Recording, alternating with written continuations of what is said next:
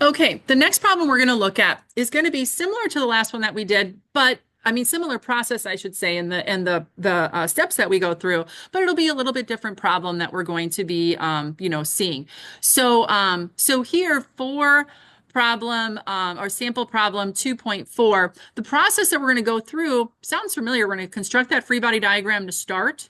Okay, and then we're going to be putting, any forces that aren't on that X or Y axis into their component form, so we get them there. Then we're going to apply the conditions of equilibrium, okay?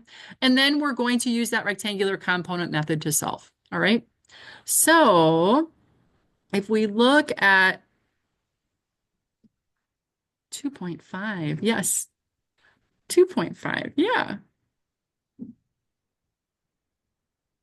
Oh, I think it was reviewing the process. I'm sorry. I wasn't thinking. We are going to do 2.5, not 2.4.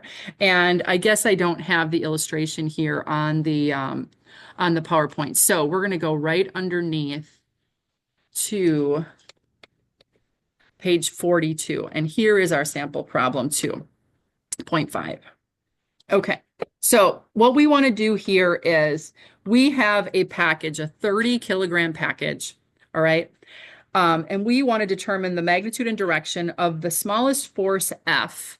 Okay. And F is going to be right here that can maintain that 30-kilogram package shown in equilibrium. Okay. Note that the forces exerted by the rollers on the package are going to be perpendicular to that incline. Okay. So let's set this up with our free body diagram. And we are going to be setting this up in that same form of an X and a Y axis. So this is sample 2.5, and this is on page 42. We're going to add our convention. Every one of our problems needs to have the convention shown at the very top, like upper right-hand corner. Even if you're doing a set of homework problems, you're like, I'm just going to do it once. Nope, every problem at the very start needs to have the convention. And the other thing I want to let you know is I prefer to have you start a problem on a new piece of paper. Okay, it just helps me to find the problem more easily. So if you could remember to do that, that would be really helpful. Okay, so now what we're going to do is we are going to draw our standard free body diagram, and we're going to use our coordinate system just like we have been. So in the top third to 1/2 of the paper, make a nice big X and Y axis. Okay. Now, in this problem, the last one that we saw, the car that had the cables coming from it, coming kind of off that ship, it had an obvious like connection point where all of the cables came together. There are no cables here. There's only like a force pushing on a box, and we don't see any like obvious center point. Okay, so how we are going to structure this is as follows. Okay, we are going to represent the very center here as our X and Y. So over on my illustration here, this is like, if you would, the center or the center of gravity of our box. Okay. Now, the center of gravity of that box, and I guess we can kind of look to the second one here. If we have this as our center of gravity, we can apply that weight to that center of gravity. All right. Now, on the examples that we looked at earlier today and in module 2, we always had the force starting with its tail at the origin, right? At the origin. So what we're going to do is we're going to move this weight, W, along its line of action. And we are going to show that going straight down from that origin. So this is going to be the weight of that box. So we're just going to call that W. Okay, and we'll deal with its number in just a little bit, but that's going to represent that. So the center here of our coordinate system is going to be our center of mass or center of gravity. Thank you, David. And then and that weight is going to go straight down from there. Again, we're moving it. They're showing it above here, which is fine, but we're moving it along its line of action. It's still going to have the same net effect on its body. I'm going to teach you something, and I think it comes up formally along the way here. That is called the principle of transmissibility. We can move a force anywhere along its line of action, and it will still have the same net effect on the body. So if I push with this weight from the top, that box is going to want to go down. If I pull from the bottom, the box is still going to want to go down. So I can move it anywhere along that line of action. And that's all that we did. In that illustration, it shows it from the top, but I just moved it down. So it looks like normal to us, if you would. Okay. Now, the next force that we have on there that we see is this force F. This force F is parallel to the conveyor, which is at a 15-degree angle, okay? This force, again, if the center of the box is here, we can move it along its line of action and still have the same net effect on the body. So, or the same net effect on the box, if you would. We are going to show our 15-degree angle force starting at the origin and going up and to the left. Okay. Again, whether I push on it from the front of the box or I pull on it from the middle of the box doesn't really matter. So this is going to be F. And we know this to be at a 15-degree angle. Okay. Now, those are the two forces that are obvious, right? Those are the two forces that are obvious, the weight of the box and that force that is pushing on it. The one that's not obvious is this force P underneath, okay? That is called a support force. If you were in physics, if you've had physics lately, you might remember that, let's say I'm looking at my computer that's sitting on my desk here, okay? My computer has a weight that's pushing down on the desk, and the desk has to have a reaction pushing back up, right? That's the support force. Now, when I have a horizontal surface, that force is just vertical. It goes straight up, all right? But when I am on an inclined surface, that support force is going to be perpendicular to the surface that it's riding on. Now, yes, we have individual rollers here, but we're going to treat it like a flat surface, okay? We're not worried about roller to roller to roller. So I'm going to go down to this illustration. You're going to notice that they're showing this force P right here, okay? That is the support force perpendicular to the surface that that box is riding on. And we're going to, again, push it along its line of action so that this is going to go right through here. This is going to represent our P, okay? Oopsie.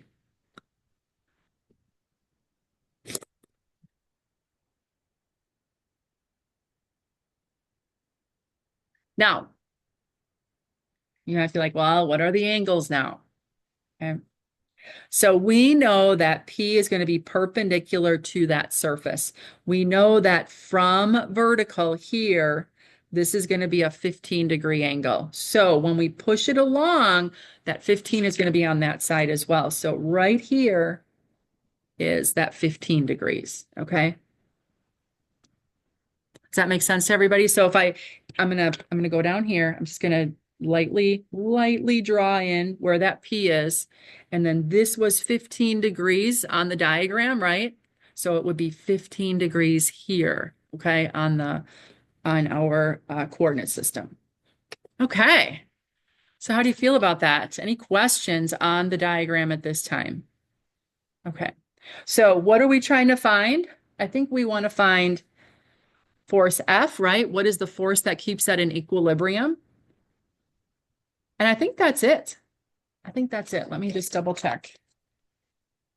Yeah, we only need force F. We only need force F. We can find P if you guys want. I mean, why not, right?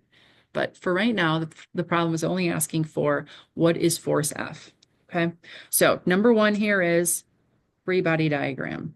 Now, there is one force that we can determine, we can calculate its magnitude on here, and that is the weight, okay? The weight of that block going down. Right now, we are representing it only with W. If we look back at the problem, they told us that this was a 30-kilogram package, okay? 30-kilogram package. Kilograms is mass, okay? Mass is a scalar quantity. We do not represent it with vectors, okay? So we need to find the weight when we know the mass, all right? In the metric system, they do everything in mass, all right?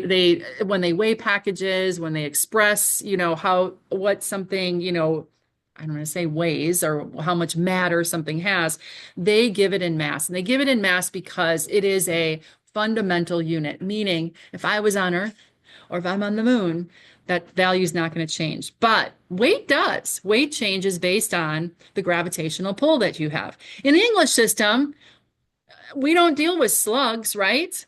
So a slug is the mass units for the English systems. We only deal with pounds. So you're going to notice whenever we're doing English problems, we're always going to be pounds. They're going to give us the weight. Here it is in pounds.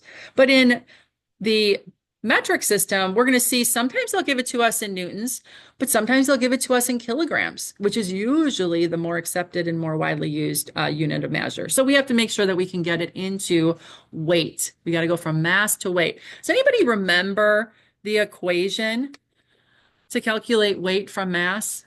If you don't, that's okay. But if you remember it, if you happen to be in physics right now, maybe you remember it. Gravity's in there. Is it, what did you say? Did you say mass times gravity, Nia? It is. Yes, that is exactly it. So weight is equal to mass times gravity. Okay, mass times gravity. So we know that our mass was 30 kilograms, right? And we also know that the rate of gravity metric system is 9.81 meters per second squared, right? 9.81 meters per second squared. So if we multiply those two together, what do we get?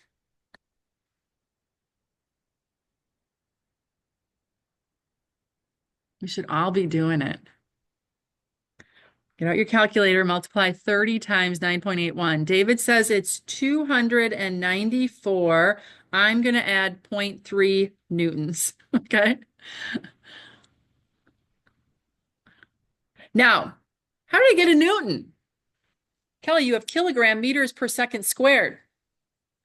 That is a newton, okay? A kilogram meter per second squared is the expanded version of a newton, all right? The newton is the accepted units in the metric system. So a kilogram meter per second squared is a newton, all right? So we can say equal to 294.3 newtons. And then all of our forces, P and F, when we calculate those, will be in newtons, okay? All right. So now that completes our free body diagram. So we want to add any forces that we have that we can calculate the magnitudes for if we have the information we need, which we did. All right. So now that we have our free body diagram here and we have the weight figured out, what do you think the next step is going to be?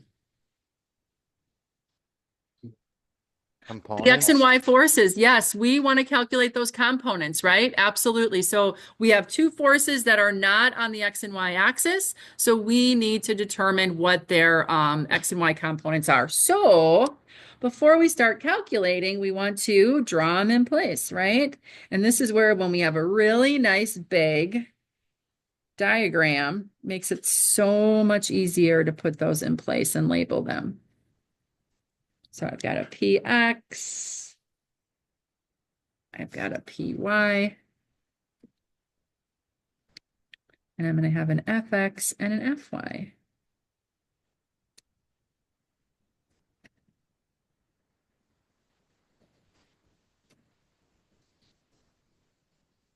Not you're doing this stuff, portion X and your X. Does that affect? I don't know what you mean. You're doing some of the portions. Well, not really. Well, no. I see what you're saying because you're using some of the forces in the X as and then you're using FX. It will be fine. I use them. Okay. If you want to call it something else, you can. but I'm just using the same variables that they used in the problem.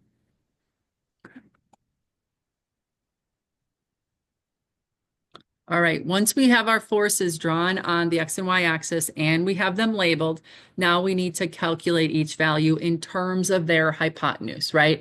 We don't know what P is, so we're going to put PX and PY in terms of that hypotenuse, just like we did earlier. So let's look at P first. So we know that the 15 degrees is off of the vertical. So our PX would be the side opposite. So that means we're going to be using the sine function. So step number 2 is components. Okay. So PX is going to be equal to the sine of 15 degrees times P.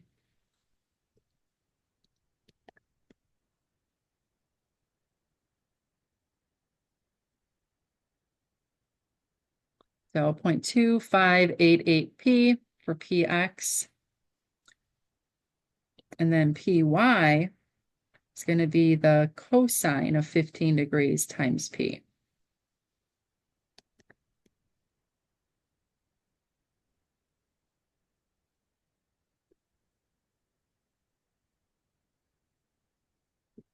And then you want to find the components of F. Go ahead and then we can compare.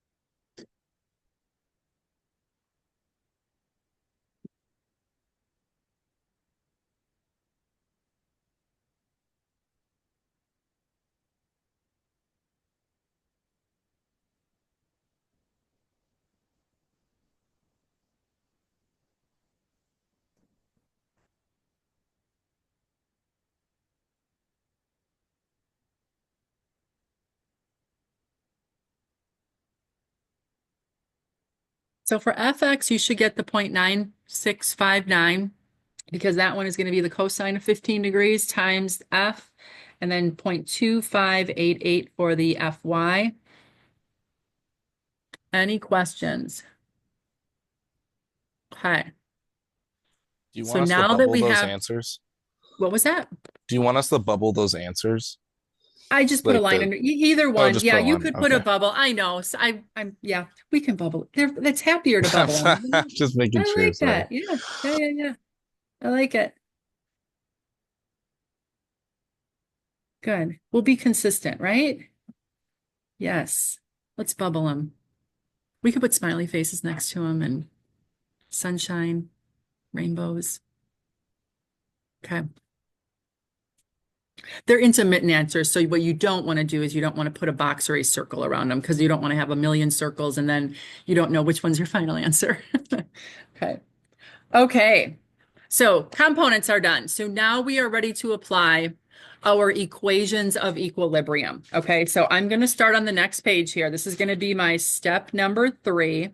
Okay, step number 1, free body diagram. Step number 2, components where applicable. And step number 3 is going to be equations of equilibrium. Okay. So sum of the forces in the x direction equal to 0. So what that means is I'm looking only on the x-axis for any forces that are there.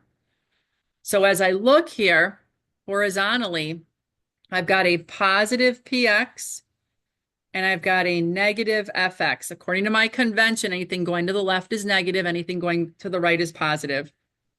Because this is an equation of equilibrium, I need to set those equal to 0. If there was 4, 5, 6 forces, we would continue to list all the forces that would be on the x-axis. In this case, there are only 2. Okay.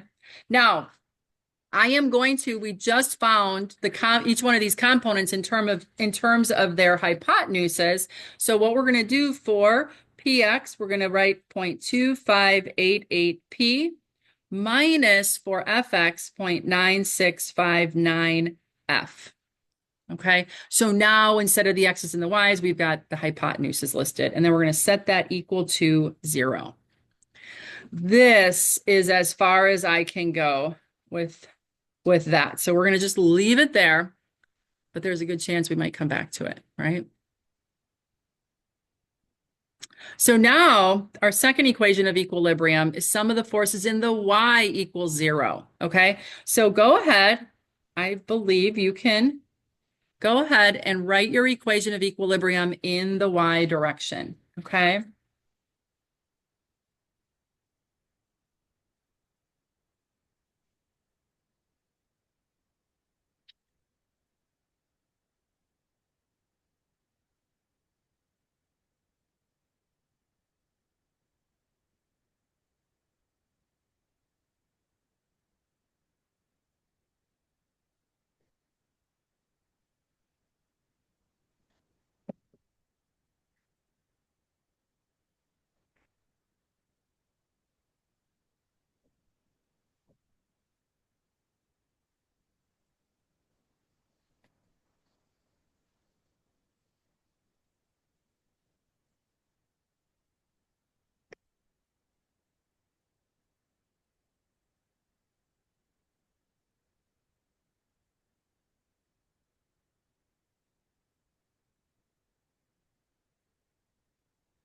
So what you should get for the sum of the forces in the y equals 0, your first line immediately after is going to be py plus fy minus 294.3.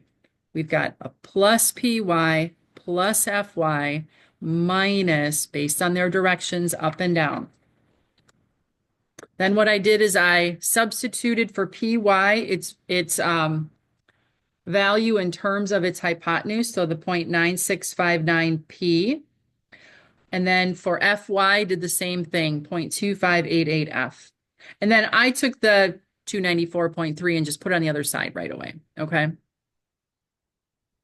All right. So now we can't solve that one either, but we'll notice that we have two equations with the same two unknowns, right? Two equations with the same two unknowns. So step number 4 is two equations, two unknowns.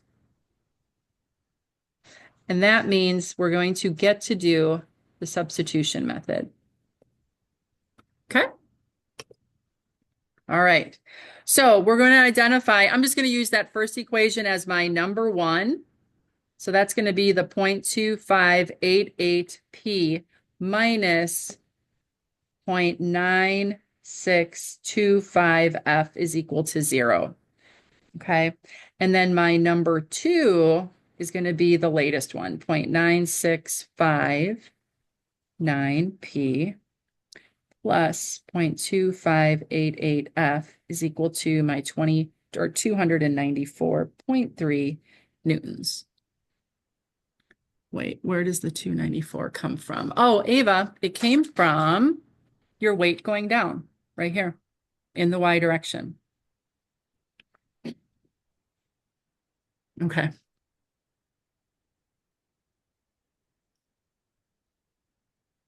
Okay, so kind of using that very same format that we did last time, number 1 seems just a little bit easier than number 2. So using number 1 first, I'm going to put it in terms of like P in terms of F. P is on this side, so I'm going to put F on the other side right away. So using number 1, 0.2588P is going to be equal to 0.9625F. Okay, I'm just moving that F value on the other side. And now solving for P, 0.2588, divide both sides. P is going to be equal to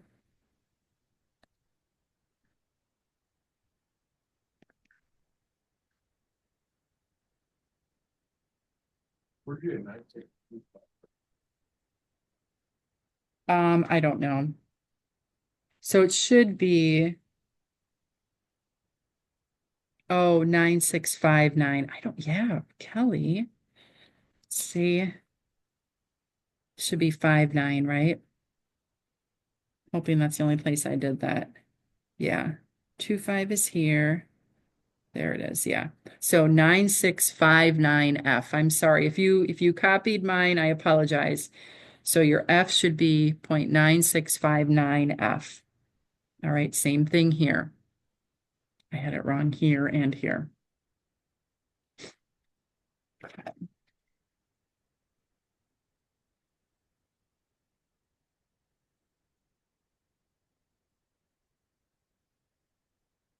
So you should get 3.7322F on that right side, which I'm looking at my notes, that looks consistent. Now, this value here we'll use to substitute into, since we used equation number 1, we go now to equation number 2. So it's like flipping back and forth. And wherever I see a P, I'm going to substitute this value. So 0.9659, instead of P, I'm going to put 3.7322F. That goes right there, okay, because that was the P. Plus 0.2588F is equal to 294.3 newtons. So now I can multiply this out and combine the F's.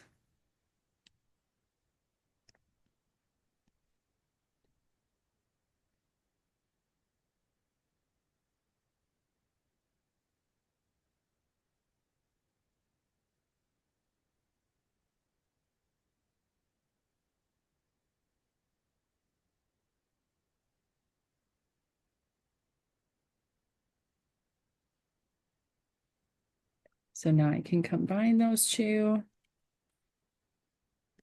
See.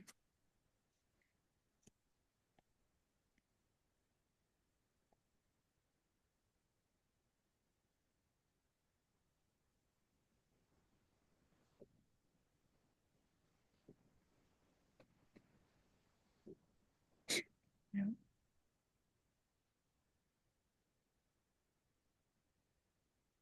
Oh, Matthew, I see you put that in there. Good. And now dividing both sides by the 3.8637. Okay.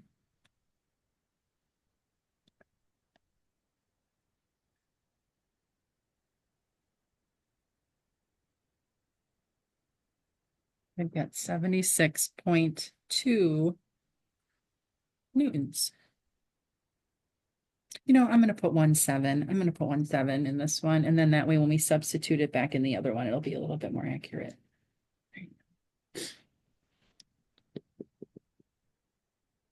1705. Yeah, you can. Yep, Lacey, you could hold them. That's totally fine. Since this is a final answer, I'm just rounding a little bit here at the end.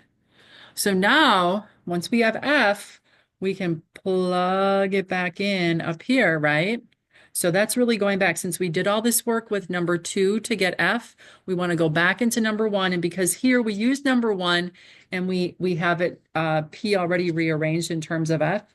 So going back to number 1, P is equal to 3.7322 times our F value now, 76.17 newtons. Okay, so P is equal to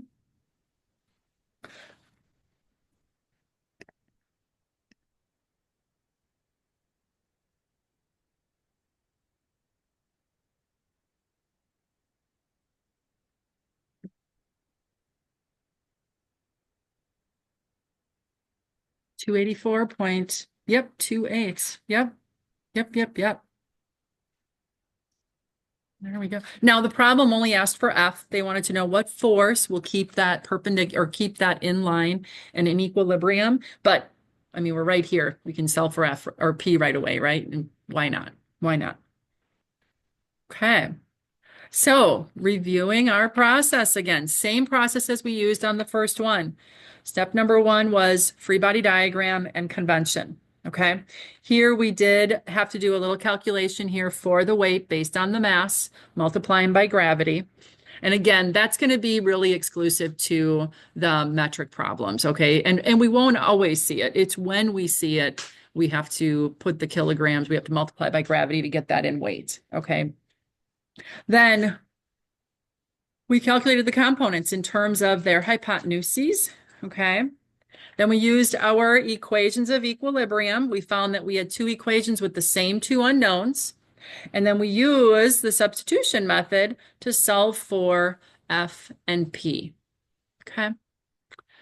All right. I'm going to stop there. I should ask, are there any questions before we kind of put this problem to bed? Deborah. Yeah. So when we're doing the formulas, we need to be out 4 decimal points, but for the final answer, out 2 decimal points. You know, I don't want to definitively give that. Okay. Inside of the problem, hold some decimal places. Like in this case, if this was, let's say, 1,000 pounds, I might not hold any decimal places. I might hold to the nearest pound. But because this is decimals, I held 4. Okay, at least 4. Then when I got to my final answer, I kind of looked at what was here and I held 2 decimal places, and I held the second decimal place only because if I would round to 2 here, it would be 1/7. I felt like, I wanted to hold that extra one. But if you would just do 76.2, I think in the final answer, you want to have at least 3 significant digits. Does that make sense? And that'll be consistent with what the book does as well. Okay. Hard and fast, I don't like to give like 2 decimal places on the final answer, because if my final answer is 10,000 pounds, I don't need 2 decimal places. Does that make sense? Yeah. So it's really going to be kind of use your discretion. If you're unsure, add a decimal. All right. Okay. Any other questions? That's good. All right. Then I'm going to stop our recording here.